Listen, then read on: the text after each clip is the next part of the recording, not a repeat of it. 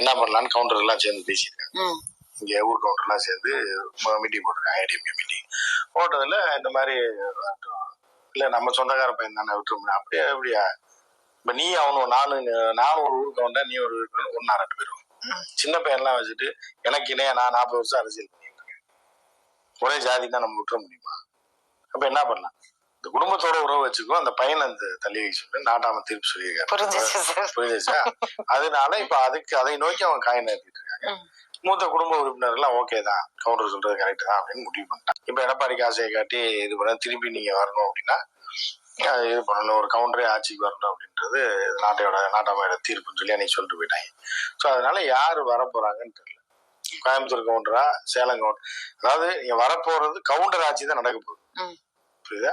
அதுல எந்த கவுண்டர்ன்றது தான் முடியும். சின்ன கவுண்டரா பெரிய கவுண்டரான்றதுல தீர்ப்பு இருக்கு. இப்ப அன்னைக்கு நாட்டாம தீர்ப்பு சொல்லிட்டாரு.